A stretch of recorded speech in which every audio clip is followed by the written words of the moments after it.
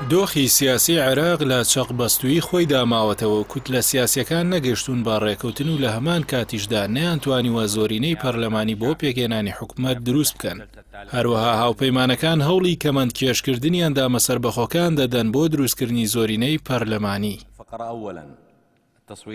لە نوێترین پێشهاتیشدا لایەنەکانی نێو هاوپەیمانی ڕزگارکردنی نیشتیمانی دووشەممە لە پیرمام کۆبوونەوە و دوایین پێشهاتەکانی ڕەوشی سیاسی و پرسی پێگەێنانی حکومەتی نوێ و هەروەها یەکخستنی هەڵوێستەکانی لایەنەکانی هاوپەیمانی ڕزگارکردنی نیشتیمان تایبەت بە کاری پەرلەمانیان تاوتوێ کرد.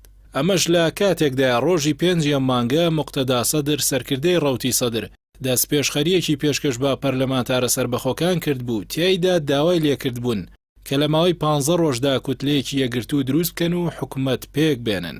لە بەرامبەردا چوارچەوەی هەماهەنگی هاوپەیمانی دەوڵەتی یاسا، هاوپەیمانی هێزەکانی دەوڵەت، هاوپەیمانی فەتح، بزوتنەوەی عەتا، بزوتنەوەی حقوق و پارتی فەزیلە دەست پێشخەریەکی 18 خاڵی بۆ چارەسەرکردنی چەقبەستووی سیاسی ئێستا و پێگەێنانی حکومەتی نوێ عێراق ڕاگەیاندووە. لە هەمان کاتیشدا هەوڵی کەمەند کێشکردنی ئەندامەسەربەخۆکان دەدەن بۆ ڕیزی هاوپەیمانیەکەیان.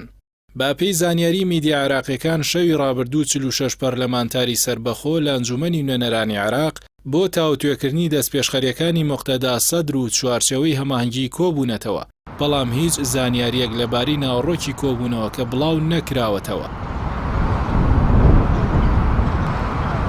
چەند ڕۆژێک پاش تاوبوونی وادەکەی بۆ چوارچەوەی هەماهەنگی شیعەکان موقتەدا سەدری ڕێبەری ڕەوتی سەدر ڕووی لە ئەندامەسەربەخۆکانی ئەنجومەنی نوێنەران کرد و داوای لێکردن کوتلەیەکی یەکگرتوو دروستکەن و کاندیدێک کە پشتیوانی زۆرینەی شیعی هەبێت بۆ پۆستی سەرۆگۆزیرانی عێراق پێشکەش بکەن.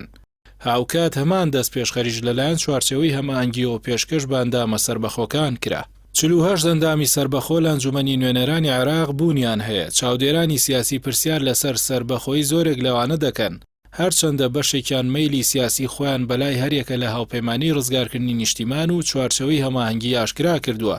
بەشێکیشیان بە سەربەخۆیی لە نێوان هەردوو بەرەکەدا ماونەتەوە و پشتیوانی هیچ کام لە بەرەکانیان نەکردووە تاوەکو ئێستا. بۆ پێکێنانی حکومەت و دروستکردنی کوتلەی زۆرینەی لە ئێستادا چاویان لەسەرە.